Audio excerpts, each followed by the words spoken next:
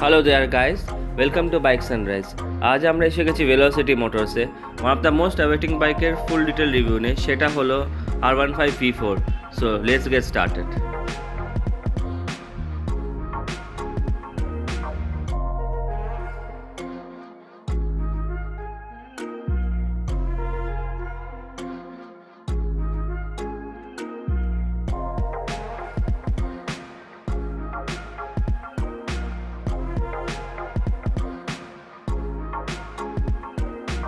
R15V4 এর design আগের থেকে অনেক বেশি ইমপ্রুভড আর এরোডাইনামিক হয়ে গেছে।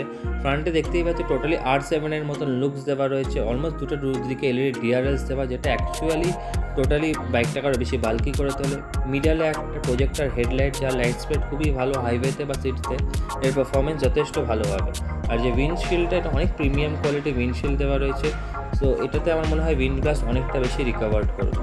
তুমি যদি সাইড প্যানেলসে দেখো, সাইড প্যানেলসে যথেষ্ট ভালো এরোডাইনামিক ডিজাইনস দেওয়া রয়েছে। এটার জন্য অ্যাকচুয়ালি উইন্ড ব্লাস্ট থেকে তোমার গাড়িটা আর তুমি নিজেও অনেক বেশি প্রোটেক্টেড থাকবে। সো হায়ার স্পিডসে গাড়িটা তোমার শাফেল করবে না, যথেষ্ট স্টেবল থাকবে গাড়িটা। আর রিয়ারের সাইডে যদি তুমি দেখে থাকো, ওখানেও এলইডি একটা টেল লাইট দেওয়া রয়েছে। সো এমনি বিল্ড কোয়ালিটি যথেষ্ট ভালো রয়েছে। আর R15 যে ভার্সন মানে V4 যেটা রয়েছে, V4 তোমার V4 এখানে ব্যাজিং দেওয়া থাকবে সাইড প্যানেলসে। আর যেটা V4M ভার্সন আছে, V4M ভার্সনে V4M এর ব্যাজিং দেওয়া প্লাস অ্যাডিশনাল কালার কম্বিনেশনসও থাকবে। আর তার সাথে ট্যাঙ্কের ওপরে একটা 3D এমব্লেম থাকবে R15V4 এর। তো এটা অনেক বেশি প্রিমিয়াম করে তোলে এই গাড়িটা। R15V4 এর যদি কালার ভ্যারিয়েন্টের ব্যাপারে বলি, দেখতে পাচ্ছেন গ্লস ব্ল্যাক, খুবই স্টাইলিশ লাগছে। এটা হচ্ছে পার্পলিশ ব্লু, আর এটা হচ্ছে মনস্টার ভার্সন। আর এটা হচ্ছে ব্ল্যাক মেটালিক মনস্টার ভার্সনে। আর কুইক শিফটার রয়েছে, এটা R15M মডেল। আর যদি রাইট দিকে দেখো, এটা সিলভার R15M। R15V4 যে সিটটাকে দেখে নাও, it's a hard seat because it's a racing bike type seat দেওয়া রয়েছে। আর এখানে একটা যেটা ডিফারেন্স হয়েছে সেটা হচ্ছে V3-তে আগে এখানে কি হোল দেওয়া থাকতো আর এটা ওপেন হতো, আর V4-এ এখন এখানে কি হোলটা দেওয়া রয়েছে, তো আর এটা ওপেন হবে। আর তার সাথে এখানে যে লুকটা রয়েছে এটা অ্যাকচুয়ালি বাল্কি করে দিয়েছে, এই প্যানেলসগুলো অনেক বাল্কি করে দিয়েছে। আর এখানে অ্যাকচুয়ালি এরোডাইনামিক্সটা অনেক বেটার হবে। সো এখানে এয়ার পাস যদি বেটার হবে, তোমার হাই স্পিড স্টেবিলিটি অনেক বেটার হবে এই বাইকটাতে। আর পিলিয়ান যেটা বসবে, পিলিয়ান বসলে অনেক কমফোর্টেবল ফিল করবে। কমফোর্টেবল বলতে ঠিকঠাক ফিল করবে এই বাইকটাতে।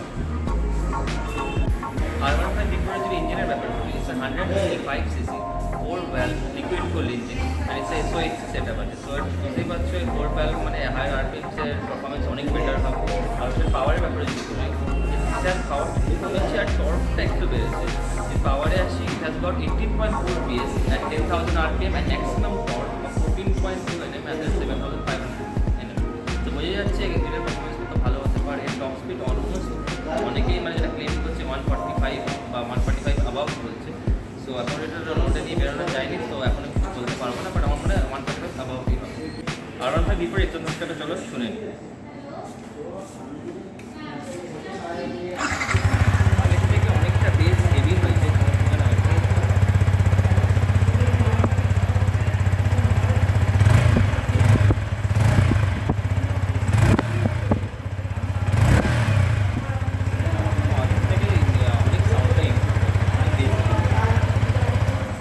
আগের থেকে অনেক ইমপ্রুভড হয়ে গেছে। ফ্রন্টে 100/80 সেকশন টায়ার 17 ইঞ্চ হুইলস রয়েছে, আর রিয়ারে 140/70 সেকশন 17 ইঞ্চ হুইলস রয়েছে।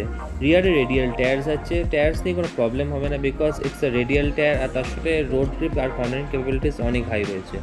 এবার একটা কার্ভ ওয়েট যেটা হলো সেটা হলো 142 kg, so very light weight with a very powerful engine. R15V4 one of the best changes they আসবে সেটা হলো সাসপেনশন। ফ্রন্টে USD forks, that is upside down forks of KYB. So KYB is one of the best brands in the world. আর এর travel হচ্ছে 37 mm, so better, যথেষ্ট best performance দেবে। আর রিয়ারে যেটা use হচ্ছে সেটা হচ্ছে মোনো সাসপেনশন। সো এর পারফরমেন্স অ্যাকচুয়ালি স্টিফার সাইডে রয়েছে। তো স্টিফার সাইডের জন্য তুমি কর্নারিং ক্যাপাবিলিটিস বা হাইওয়ে মানে স্টেবিলিটিস অনেক বেশি বেটার হয়ে যাবে, আর অনেক বেশি পারফরমেন্স ইমপ্রুভড হয়ে যাবে। এই গাড়িতে একটা যেটা টেকনোলজি রয়েছে সেটা হচ্ছে TCS। That is traction control. Traction কন্ট্রোলের জন্য যেটা হবে এই বাইকে তুমি যখন গাড়িটাকে রাইড করছো নট আ সাডেন রাইড করে হাই স্পিডে একটু স্পিডটা বেড়ে গেল, অ্যাকচুয়ালি এটা কী হবে কি তোমার হুইলটাকে অনেকটা কন্ট্রোল করবে, মানে অ্যাকচুয়ালি হুইল স্পিডটাকে এই ট্র্যাকশন কন্ট্রোলটা কন্ট্রোল করে। সেই জন্য কী হবে তুমি যেমন হাই স্পিডে বা তুমি যেমন মোটামুটি হাই স্পিডে যাচ্ছ ট্যাট দিয়ে সাডেন স্কিপ করে তোমার, তো এইটা অ্যাকচুয়ালি কন্ট্রোল করে স্কিপ যাতে না হয় এটা চেষ্টা করবে। আর তার সাথে সাডেন স্পিডটা যখন তোমার বেড়ে যাচ্ছে ওটাতেও এটা কন্ট্রোল করবে, তোমার স্পিডটা যাতে কন্ট্রোলে থাকে হঠাৎ সাডেন তুমি হাই স্পিডে না চলে যাবে। তো এই টেকনোলজির ওই ফিচারটা অনেক একটা সেফটি মেজারলি ফিচারটা দেওয়া হয়েছে। ফ্রন্টে 282 ডিস্ক ব্রেক দেওয়া রয়েছে আর রিয়ারে 220 ডিস্ক ব্রেক দেওয়া রয়েছে with dual channel ABS. So breaking নিয়ে কোনো প্রবলেম নেই, যথেষ্ট বেস্ট ইন দ্য সেগমেন্ট ব্রেকস আছে with dual channel ABS. R15 V4M ভার্সনে কুইক শিফটার দেওয়া আছে যেটা অ্যাকচুয়ালি হাই এন্ড বাইকসে থাকে। এটার কাজ হচ্ছে অ্যাকচুয়ালি যখন তুমি গাড়ির RPM বাড়ছে, যখন তুমি অ্যাকচুয়ালি আপ শিফট করছো তখন তুমি উইদাউট ক্লাচ তুমি গিয়ার শিফট করতে পারো, সো এর জন্য তোমার পারফরমেন্স অনেক বেশি ইজি হয়ে যাবে আর গাড়ির পারফরমেন্স অনেক বেটার হবে। ইয়ামাহা R15 V4 এর যে স্পিডোমিটারটাকে দেখে নাও, ফুলি ডিজিটাল স্পিডোমিটার দেওয়া রয়েছে। এখানে দেখতেই পেলে R155 দেখালো, আর একটা এখানে ABS indicator, Yamaha 3D emblem দেখাচ্ছে, আর এখানে নিউট্রাল। আর অ্যাকচুয়ালি এখানে একটা জিনিস তোমার দেখা, ওটা অফ করে তোমার অন করে দেখাতে হবে। আর দেখতে পাবে মেসেজের নোটিফিকেশান দেখাচ্ছে, এটা তোমার কলের দেখাচ্ছে নোটিফিকেশান। তার সাথে তুমি যদি এটাকে টগল করার জন্য বাটন যেটা রয়েছে সেটা হচ্ছে এদিকে দেওয়া রয়েছে, এখানে দেখো একটা বাটন দেওয়া রয়েছে, এটা অ্যাকচুয়ালি টগল করার জন্য। তো এবার স্পিডোমিটার যদি আসি এখানে দেখতেই পারবে এখানে অ্যাভারেজ দেখাচ্ছে। ঠিক আছে, TCS অ্যাকচুয়ালি হচ্ছে ট্র্যাকশন কন্ট্রোল, এটাকে অন অফ করা যায়, সেটা এখন অন আছে। আর হচ্ছে এখানে দেখতে পারবে এখানে ব্যাটারি পার্সেন্টেজ দেখাচ্ছে, আর এখানে তোমার কুলেন্ট লেভেল কত রয়েছে, অলমোস্ট ট্র্যাক মোডে আছে, মোড চেঞ্জ করতে পারবে, তারপর তোমার কত অ্যাভারেজ তোমার মাইলেজ সব কিছু অলমোস্ট ক্যালকুলেট হবে। আর এখানে খুব সুন্দর করে দেখছি RPM দেওয়া রয়েছে, fuel, gear box indicator, almost সব ফিচারই রয়েছে। আপাতত বাইকটা স্ট্রিট মোডে আছে, এটাকে তুমি রেস মোডেও করতে পারো। আর তুমি লেফট সাইডে ফোকাস করো, এটা হচ্ছে আপার, লোয়ার, পাস, এখানে ইন্ডিকেটার্স, এখানে হচ্ছে হর্ন। আর তার সাথে এখানে যদি এই জায়গাটা ফোকাস করে মিডল পয়েন্টটা, অ্যাকচুয়ালি এটা হচ্ছে R15 এর এমএস যেটা রয়েছে তোমার সিগনেচারটা দেওয়া রয়েছে, এটা R7 এর অ্যাকচুয়ালি জিনিসটা থাকে সেটা এখানে দেওয়া রয়েছে। This one the premium feature এখানে দেওয়া রয়েছে। আর এখানে যদি ফোকাস করো রাইট সাইডে, এটা ইঞ্জিন স্টার্ট স্টপ সুইচ দেওয়া রয়েছে, এটা হচ্ছে হ্যাজার্ড সুইচ। তো বিল্ড কোয়ালিটি বা সুইচ কোয়ালিটি হিসাবে one of the best switch quality, খুবই সুন্দর সুইচ কোয়ালিটি এখানে দেওয়া রয়েছে। এখানে VVA টেকনোলজিটা ইউজ করা হয়েছে, that is variable valve actuation. এখানে দুটো ইনলেট ভালভ রয়েছে, সেটা অ্যাকচুয়ালি একটা ভালভ হচ্ছে লো থেকে মিড আর একটা ভালভ হচ্ছে মিড থেকে হাই। সো আর অ্যাকচুয়াল যেটা কাজ সেটা হচ্ছে 7400 RPM এটা অটোমেটিক্যালি সুইচ হতে থাকে to ensure good power and torque performance of the engine. So এর জন্য গাড়ির রাইডিং ক্যাপাবিলিটিস বা অনেক স্মুথনেস অনেক বেশি ইমপ্রুভ হয়ে যায়। R15 V3 স্লিপার ক্লাচ দেওয়া ছিল, আর V4 অ্যাসিস্ট্যান্ট স্লিপার ক্লাচ দেওয়া। এটা অ্যাকচুয়ালি যখন তোমার গাড়ির স্পিড অটোমেটিক্যালি ডিক্লাইন হচ্ছে, স্পিড যখন কমছে তুমি শিফট করছো, এটা গাড়ির ইঞ্জিনের স্ট্রেস লেভেলটা অনেক কম করে আর গাড়ির পারফরমেন্স অনেক বেশি ইমপ্রুভ করে। R15 V4 11 litres of fuel tank রয়েছে, আর যে ground clearance that is 170 mm, so one of the best in is segment. এটা পোর্ট হোলসে বা রেগুলার বেসে bumper to bumper traffic use করতে কোনো প্রবলেমই হবে না। R15 V4 এরোডাইনামিক্স আগের থেকে অনেক বেশি ইমপ্রুভ হয়েছে।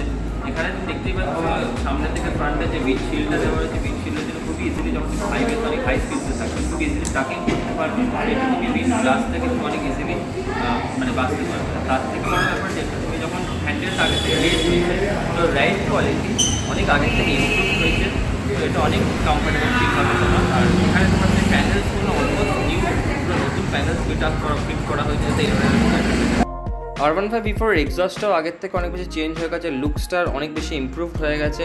এম ভার্সনে তুমি সিলভার ফিনিশ পাচ্ছ, আর নর্মাল যেটা ভার্সন রয়েছে মানে R15 V4 ভার্সনে ব্ল্যাক টেক্সচার একটা কভার দিয়েছে, আর এটা অনেক বেশি দেখতে অনেক বেশি বাল্কি, আর তার সাথে সাউন্ডটাও অনেক বেশি বেস হেভি। R15 V4 এর এক্স শোরুম প্রাইসে আসলে এটা অ্যাকচুয়ালি দুটো ভেরিয়েন্টে পাওয়া যায়, একটা হলো R15M আর একটা হলো R15 V4। So R15 V4 এর ভেরিয়েন্টে যেটা এক্স শোরুম প্রাইসে আসে সেটা হলো 1,73,600, আর যদি হোয়াইট ভেরিয়েন্টটা যেটা একটা R15M মডেল এর যদি এক্স শোরুম প্রাইসে আসে সেটা হলো 1,78,600। অ্যাকচুয়ালি প্রাইস ডিফারেন্সটা হচ্ছে কারণ এম ভার্সনে তুমি কুইক শিফটার পাচ্ছ, প্লাস অনেকগুলো কিছু প্রিমিয়াম সেগমেন্ট জিনিস পাচ্ছে, যেমন সিটের টেক্সচারটা অনেক বেশি প্রিমিয়াম হয়ে যাচ্ছে, তার সাথে R15 এর 3D এমব্লেম পাচ্ছ।